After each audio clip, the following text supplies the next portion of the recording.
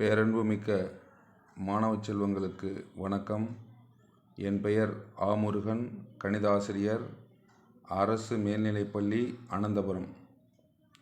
10ஆம் வகுப்பு அரசு பொதுத் தேர்வு 2026 கணித தேர்வுக்கான தேர்வு இன்னும் 2 நாட்களே இருந்த நிலையிலே மெல்ல கற்கும் மாணவர்களுக்கு கணிதத்தில் குறைந்தபட்ச மதிப்பெண்ணாக 60 மதிப்பெண்களும், நன்றாக பயிற்சி செய்யக்கூடிய மாணவ செல்வங்களுக்கு 100 மதிப்பெண்கள் பெற வழிகளையும் இந்த காணொளியில் காண்போம். வாருங்கள். இதில் பார்த்திங்கன்னா நம்ம 10ஆம் வகுப்பில் மிகவும் எளிமையாக 2 நாட்கள் பயிற்சியிலே 60 மதிப்பெண் குறைந்தபட்சம் எடுக்க முடியும். அதற்கு நீங்கள் தயார் செய்யக்கூடிய பகுதிகள் பார்த்திங்கன்னா, முதல்ல செய்முறை வடிவியல். அதில் மொத்தம் 3 தலைப்புகள் இருக்குது.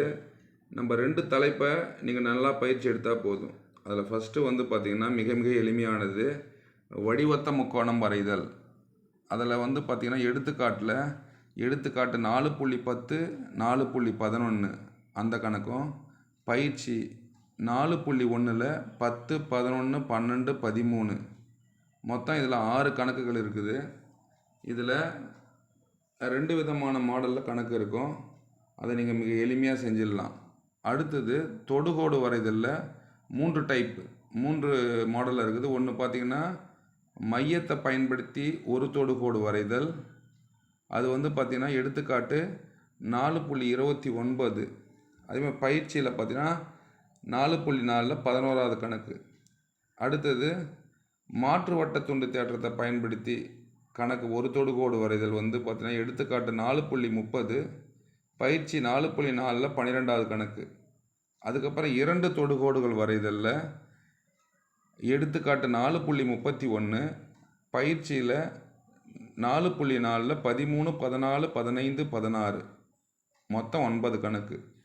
இப்போ 15 கணக்குகளை எந்த கணக்கு கேட்டாலும் நம்ம போடுறதுக்கு தயாராக இருந்தால் நம்ம மிக எளிமையாக 8 மதிப்பெண்கள் வாங்கிடலாம். அடுத்து கிராஃப், அதாவது வரைபடங்களில் 2 பயிற்சி இருக்குது. நம்ம ஒரு பயிற்சியை மட்டும் எடுத்துக்கலாம். அந்த பயிற்சியில் பார்த்திங்கன்னா நேர் மாறுபாடு, எதிர் மாறுபாடு சம்மந்தப்பட்ட கணக்கு மொத்தம் 10 கணக்கு. அதில் எடுத்துக்காட்டில் பார்த்திங்கன்னா எடுத்துக்காட்டு 3.47, 3.48, 3.49, 3.50, பயிற்சி 3.15ல் 1லேருந்து 6 வரைக்கும். இதில் பார்த்திங்கன்னா இது வரைக்கும் நடந்த தேர்வுகளில் வராத கேள்விகள் ஒரு 4 கேள்விகள் இருக்குது. அப்போ அந்த கேள்விக்கு கொஞ்சம் முக்கியத்துவம் கொடுங்க. அதால் மற்றதை பார்க்கக்கூடாதுன்னு இல்லை. இருந்தாலும் இதில் ஃபஸ்ட்டு துணிக்கடை கணக்கு பயிற்சி 3.15ல் முதல் கணக்கும், அதிலே மிதிவண்டி நிறுத்தகம் சொல்லிட்டு 6வது கணக்கு இருக்குது பாருங்கள். இந்த 2 கணக்கு. அதே போல் எடுத்துக்காட்டில் வேலையாட்கள் நாட்கள் கணக்கு எடுத்துக்காட்டு 3.49, அதே போல் நிஷாந்த் கணக்கு 3.50. இந்த கணக்கு மொத்தம் 10 கணக்குகளை நல்லா பயிற்சி எடுக்கணும். அதுலேயும் குறிப்பிட்டு பார்த்திங்கன்னா நம்ம வரைபடத்தாளில் போடும் பொழுது எக்ஸ் அச்சு, ஒய் அச்சு குறிக்கிறது, அளவு திட்டம் எழுதுறது, அதே போல் அட்டவணை போடுறது, மாறுபாட்டினுடைய தன்மை எழுதுறது, அதுக்கப்புறம் கீழே வரைபடத்திலிருந்து அந்த ஆன்சரை நிறைய பேர் எழுத மாட்டீங்க. அதை கொஞ்சம் ரீகால் பண்ணி கரெக்டாக நம்ம எழுதியிருக்கோன்னு சொல்லிட்டு பார்க்கணும். அதே போல் நமக்கு விடைத்தாள் புக்லெட் டைப்பில் கொடுப்பாங்க. அதால் அந்த மெல்ல கற்கும் மாணவர்களோ மற்ற மாணவர்களோ என்னுடைய கருத்து என்னன்னு கேட்டிங்கன்னா, முதல்ல போன உடனே கொஷின் பேப்பரை கொடுத்து நம்ம பார்த்துட்ட உடனே ஆன்சர் எழுதும் பொழுது முதல்ல எடுத்த உடனே செய்முறை வடிவியல் ப்ராக்டிக்கல் ஜாமெண்ட்ரியை ஃபஸ்ட்டு பேஜில் போட்டுட்டு, அதுக்கப்புறம் அடுத்தது தொடர்ந்து 1 மதிப்பெண் வினாக்கள் 14 வினாக்களுக்கும் ஆன்சர் பண்ணிடணும். அதுக்கு அடுத்தது லாஸ்ட்டாக கிராஃப் வச்சு தச்சு கொடுத்துருப்பாங்க. அந்த கிராஃப் ஷீட்டில் தச்சு கொடுக்கறதுக்கு இடது பக்கத்தில் அட்டவணையோ மற்றதோ போட்டுட்டு, அது பக்கத்திலே பார்த்தோன்னா கிராஃப் ஷீட்டில் அந்த கிராஃபை வரைஞ்சிட்டா பேப்பர் திருத்துறவங்களுக்கு எளிமையாக இருக்கும். உங்களுக்கு நீங்கள் பின்பக்கம் திருப்பி அந்த அட்டவணையை போட தேவையில்லை. அதால் இந்த மெத்தடை நீங்கள் ஃபாலோ பண்ணிங்கன்னா மிக எளிமையாக மதிப்பெண் பெற முடியும். அடுத்தது 5 மதிப்பெண் கேள்விகளுக்கு வருவோம். அதில் வந்து பார்த்தோன்னா முதல் சாப்டர் உறவுகளும் சார்புகளும் மிக மிக முக்கியமானது. அதில் எல்லா மாணவர்களும் மிக எளிமையாக 10 மதிப்பெண்கள் எடுத்துடலாம். அதில் பார்த்திங்கன்னா மொத்தம் நமக்கு 5 தலைப்புகளை நம்ம பார்க்குறோம். ஒன்று கார்ட்டீசியன் பெருக்கல். அப்போ கார்ட்டீசியன் பெருக்கலில் வரக்கூடிய கணக்குகள் எடுத்துக்காட்டு 1.3ல் 2 கணக்கு, அப்புறம் பயிற்சி 1.1ல் 5, 6, 7 அந்த கணக்குகளை நன்கு பயிற்சி எடுக்கணும். அப்போ அதில் வந்து முக்கியமாக பார்த்தோன்னா அந்த கணம் ஏ, கணம் பி, கணம் சியில் இருக்கக்கூடிய உறுப்புகளை சரியாக எழுத தெரியணும். அந்த பயிற்சி நம்ம எடுக்கணும். எடுத்தோன்னா மிக எளிமையாக அந்த 5 மதிப்பெண் கணக்குகளை நம்ம போட முடியும். அடுத்த தலைப்பு என்னன்னு பார்த்தீங்கன்னா உறவா இல்லையான்னு சொல்லிட்டு கேட்பாங்க. இது எடுத்துக்காட்டு 1.4லையும் பயிற்சி 1.2ல் ஃபஸ்ட்டு கணக்கு இருக்குது. அது எப்படி சார்? அப்போ ஏ ஒரு கணம் கொடுத்துட்றாங்க, பி ஒரு கணம் கொடுத்துட்றாங்க. அதுக்கு ஏ கிராஸ் பி கண்டுபிடிச்சிடுறோம். கீழே வந்து பார்த்தோன்னா R1, R2, R3, R4 கேட்டிருப்பாங்க. இந்த R1 என்ற கணத்தில் இருக்கக்கூடிய உறுப்புகள் அந்த ஏ கிராஸ் பியில் இருந்தால் உறவு, இல்லைன்னா உறவு இல்லை. அந்த கணக்கை பார்த்துக்கணும். அடுத்தது சார்புகளை குறிக்கும் முறைகள். அதில் பார்த்திங்கன்னா நமக்கு வந்து எடுத்துக்காட்டு 1.11லையும் பயிற்சி 1.4ல் 2வது கணக்கு இருக்குது. 3வது கணக்கு சில நேரத்தில் கேட்கலாம், இல்லைனா 2 மார்க் கொஷினில் கேட்கலாம். அது மிக மிக முக்கியமாக மாணவர்கள் பயிற்சி எடுக்கணும். அப்போ வரிசை ஜோடிகளின் கணம், அட்டவணை, அம்புகுறி படம், வரைபடம் இந்த தலைப்பை நம்ம எழுதுகிறோம். அதுலேயும் ஒவ்வொரு ஸ்டெப்லையும் நம்ம சரியாக போட்டிருக்கோமான்னு சொல்லிட்டு ரீகால் பண்ணணும்.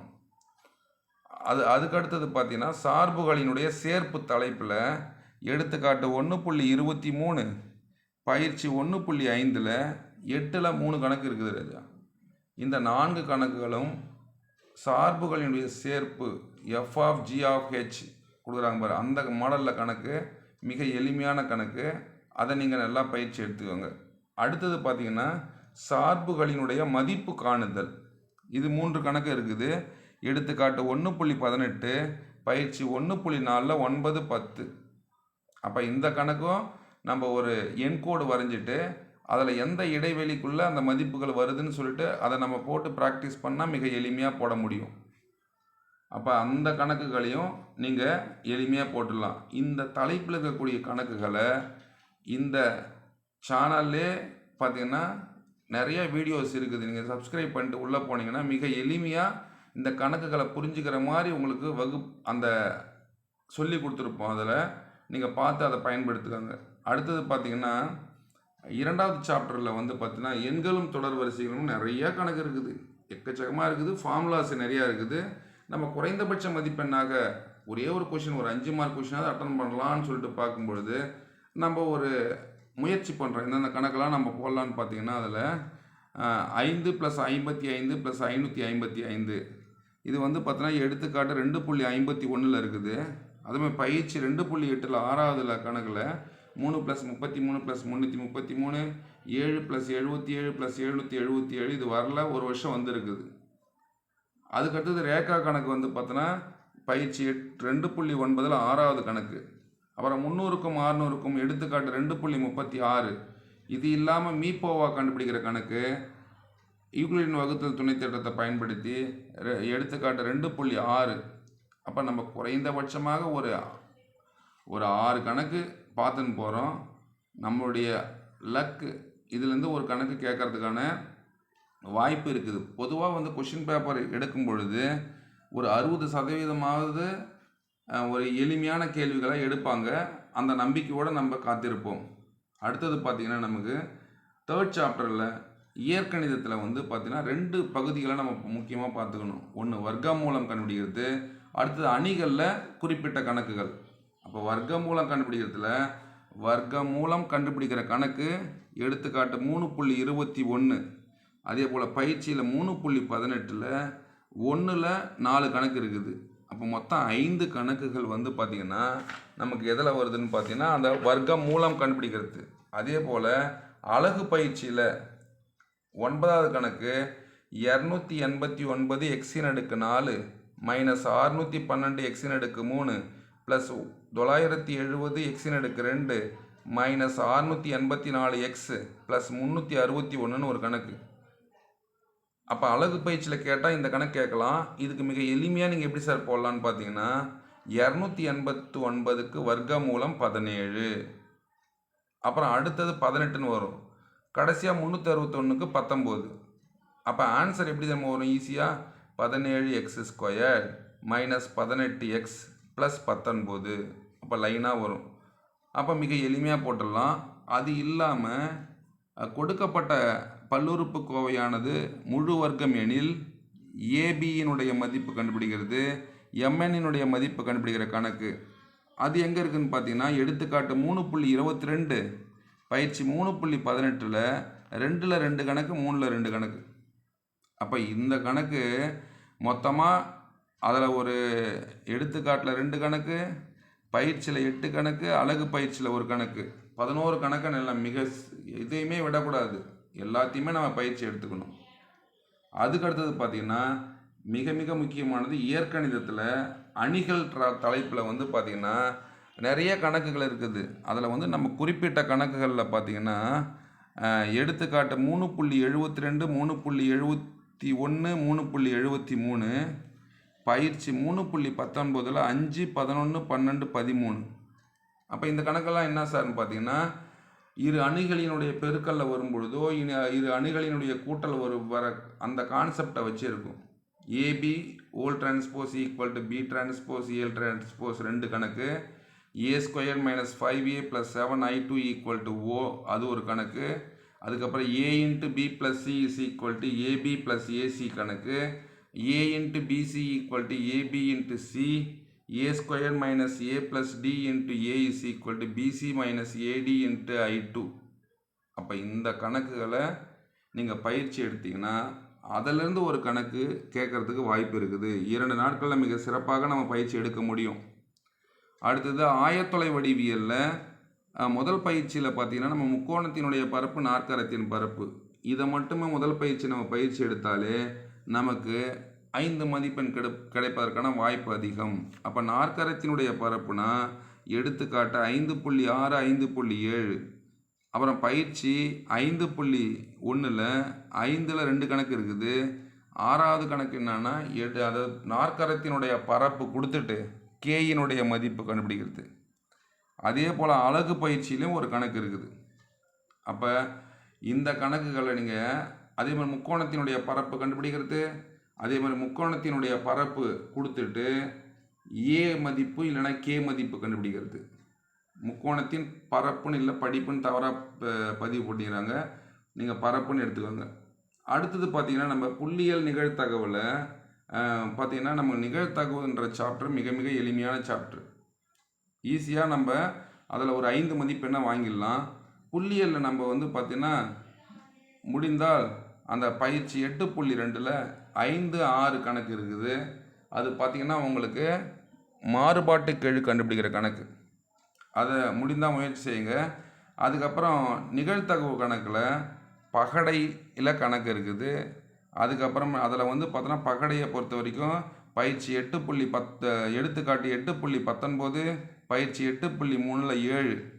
அதுக்கப்புறம் நிகழ்தகவினுடைய கூட்டல் தேற்றத்தை பயன்படுத்தி பகடை கணக்கை வந்து எடுத்துக்காட்டு 8.27, பயிற்சி 8.4ல் 6வது கணக்கு. அதே போல் 3 நாணயங்கள் பயன்படுத்தக்கூடிய கணக்கு எடுத்துக்காட்டு பயிற்சி 8.3ல் 8வது கணக்கு, அதேமாதிரி பயிற்சி 8.4ல் 8வது கணக்கு, 10வது கணக்கு. அப்போ இதெல்லாம் 3 நாணயங்கள் கணக்கு. அதே போல் 2 பகடைகள் கணக்கு. அந்த கான்செப்டை வச்சு பிரியா அமுதன் கணக்கு ஒன்று இருக்கும் பாருங்கள் பயிற்சியில், அதுவும் மிக மிக எளிமையான கணக்கு.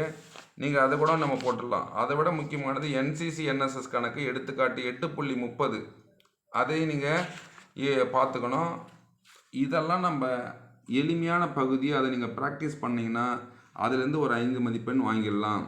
அதுக்கப்புறம் தேற்றங்களை பொறுத்த வரைக்கும் தேல்ஸ் தேற்றம் அல்லது அடிப்படை விகித சம தேற்றம், அதுக்கப்புறம் கோண இருசம வெட்டி தேற்றம், பிதாகரஸ் தேற்றம், இந்த 3 தேற்றங்களில் எதனா ஒரு தேற்றம் வர்றதுக்கு வாய்ப்பு. இப்போ லாஸ்ட் இயரில் பார்த்தீங்கன்னா நமக்கு கோண இருசம வெட்டி தேற்றம் கேட்டாங்க. அதுக்கடுத்து ஜூலையில் வந்து பார்த்தோன்னா பிதாகரஸ் தேற்றம். அப்போ நமக்கு சார் அது வரமா வராதான்னு சொல்ல முடியாது. நமக்கு நம்மளுடைய ஒரு அசம்ஷன் வந்து பார்த்தீங்கன்னா அந்த தேல்ஸ் தேற்றம் கேட்கலாம், இல்லைன்னா முக்கோணத்தினுடைய நடுக்கோடுகள் ஒரு புள்ளி வழி செல்கின்றன அது வந்து ஒரு எடுத்துக்காட்டு கணக்கில் வரும்போது அது வருது. அதை நம்ம பார்த்தோம். எடுத்துக்காட்டு 4.32 இருக்கும். அப்போ அதுலேருந்து ஒரு 5 மதிப்பெண் கிடைப்பது. இல்லை சார், நம்ம ஃபுல்லாகவே தெரியல. தேற்றத்தினுடைய வரையறை, படம், நிரூபிக்க மிக எளிமையாக இருக்கும். எளிமையாக 3 மதிப்பெண் வாங்கிறதுக்கு தேற்றத்தினுடைய வரையறையை, அதுக்குன்னு தமிழ் மீடியம் சொல்லவே தேவையில்லை. அதை தேர்ஸ் தேற்றத்தை அப்படியே ஒப்பிக்கலாம் ஈஸியாக. அந்த படத்தை வச்சே நம்ம சொல்லிடலாம். ஒரு நேர்கோடு ஒரு முக்கோணத்தின் ஒரு பக்கத்திற்கு இணையாகவும் மற்ற இரு பக்கங்களை வெட்டுமாறும் வரையப்பட்டால் அக்கோடு அவ்விரு பக்கங்களை சம விகிதத்தில் பிரிக்கும். இந்த படத்தை வச்சே நான் ஒரு மிக எளிமையாக 3 மார்க் வாங்கிறதுக்கு ஒரு வீடியோவை போட்டிருப்பேன். நீங்கள் கவனிச்சிங்கன்னா உங்களுக்கு எளிமையாக இருக்கும். அதுக்கு அடுத்தது 1 மதிப்பெண் வினாக்களில் மொத்தமாக நம்ம புத்தகத்தில் இருக்கிறது 125 கொஷின் தான். அப்போ அந்த 125 கொஷின்லேருந்து குறைந்தபட்சமாக 10 கொஷின் கண்டிப்பாக வரும். ஒரு சில நேரத்தில் 12 கொஷின் கூட வந்ததுக்கு நிறைய டைம் வந்திருக்குது. அப்போ 2 கேள்விகள் மட்டும்தான் கான்செப்ட் ஓரியன்டில் க்ரியேட்டிவ் கொஷினாக கேட்பாங்க, தயாரிக்கப்பட்ட வினாவா. அப்போ நம்ம மினிமமாக 10 மார்க் வாங்கிடலாம். அப்போ நம்ம அதுக்கு என்ன சார் பண்ணணும்னு பார்த்தோன்னா அதை ஒர்க் அவுட் பண்ண தேவையில்லை. அப்போ ஆன்சரை நினைவுபடுத்துவது எப்படின்னா ப்ராக்டிஸ் பை ப்ராக்டிஸ் நிறையா. இப்போ பார்த்தீங்கன்னா அது ஆன்லைன் டெஸ்ட்டில் நிறைய லிங்க்கு, அந்த லிங்க்கு ஓப்பன் பண்ணி உள்ளே போயிட்டு நம்ம ஒவ்வொரு நாளும் இந்த 2 நாளில் ஒரு நாளைக்கு 4 சாப்டர் எடுத்து 1 மார்க் கொஸ்டினை ரிவிஷன் பண்ணிக்கினே இருந்தீங்கன்னா ஈஸியாக 10 மார்க் எடுத்துடலாம். அதுக்கப்புறம் 2 மதிப்பெண் வினாக்களில் குறிப்பிட்ட பகுதிகள், இப்போ ஃபஸ்ட் சாப்டர் எப்படியா இருந்தாலும் நம்ம ஈஸியாக 2 கொஷின் நம்ம அட்டன் பண்ணிடலாம். அப்போ அதேமாதிரி செகண்ட் சாப்டர்லையும் இதில் இதுக்கு கீழே வந்து பார்த்தோன்னா இம்பார்ட்டன்ட் கொஷின்ஸு 2 மார்க்கு 5 மார்க்லாம் கொடுத்துருக்குது. அதில் ஒரு 50 கொஷின் 2 மார்க் கொஷினில் நீங்கள் அதை எடுத்து குறிப்பிட்ட பகுதியில் நீங்கள் ப்ராக்டிஸ் பண்ணிங்கன்னா குறைந்தபட்சமாக 5 கொஷின் அட்டன் பண்ணிங்கன்னா 10 மார்க் எடுக்கலாம். நம்ம 60 மார்க்குன்னு சொன்னோம், ஆனால் டோட்டல் பார்த்தீங்கன்னா 76 மார்க் இருக்குது.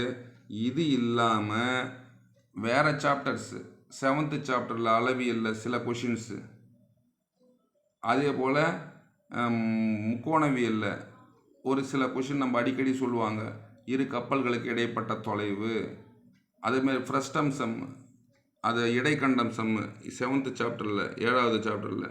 அப்போ அதெல்லாம் நீங்கள் பார்த்தீங்கன்னா இன்னும் அதிகமாக மார்க் எடுக்கலாம்.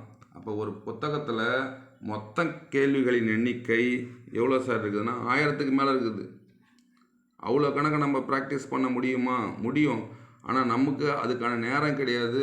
அதால் நம்ம இங்கே இதில் கீழே கொடுத்துருப்போம் பாருங்கள். ஆக்சுவல் பார்த்தீங்கன்னா ஒவ்வொரு சாப்டர்லேயும் குறைந்தபட்சமாக 60 மார்க் எடுக்கிறதுக்கு எடுத்துக்காட்டில் எந்த கணக்கு, பயிற்சியில் எந்த கணக்கு, கூட அடிஷனாக 90 மார்க்கு மேலே 100 மார்க்கை நம்ம ரீச் பண்ணோம்னா அதுக்கு அடிஷனாக கூட இதை படிச்சுட்டு அதுக்கப்புறம் எடுத்துக்காட்டு பயிற்சி கணக்கு 2வது சாப்டர்லேயும் அது போல். 3rd சாப்டர் இயற்கணிதத்தில், 4th சாப்டர் வடிவியலில், ஆயத்தொலை வடிவியலில், முக்கோணவியலில், அளவியலில், புள்ளியல் நிகழ்தகவு. அப்போ மிக எளிமையாக இது 2 மார்க் கொஷினு. அதுக்கப்புறம் பார்த்திங்கன்னா உங்களுக்கு 5 மார்க் மேலே 5 மார்க் கொஷின் 5 மதிப்பெண் வினாக்கள்.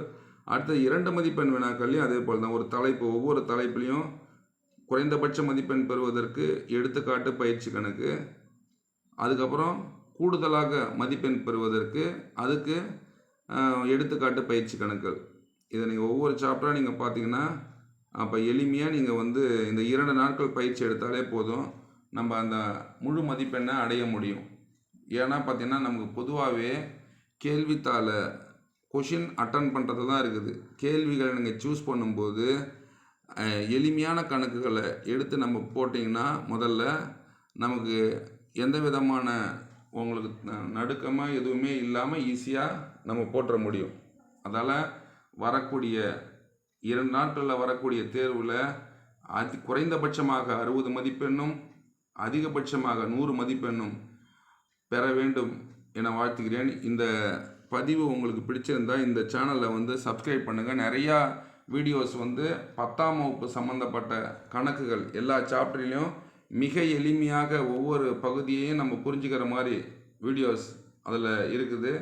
நீங்கள் அதை பார்த்து பயன்பெற்று இந்த தேர்வில் மிக அதிக மதிப்பெண் பெற வேண்டும். முடியுமென்றால் 1000 வழிகள் உண்டு. முடியுமென்றால் 1000 வழிகள் உண்டு. முடியாது என்றால் 1000 காரணங்கள் உண்டு. முடங்கி கிடந்தால் சிலந்தி கூட உன்னை சிறைபிடிக்கும். எழுந்து நடந்தால் எரிமலையும் உனக்கு வழி கொடுக்கும். ஆகவே மாணவ செல்வங்களே, 2 நாட்களை மிக சிறப்பாக பயிற்சி எடுத்துக்கொண்டு தேர்விலே அதிக மதிப்பெண் பெற வேண்டும் என்று வாழ்த்துகிறேன். வாழ்த்துக்கள். நன்றி.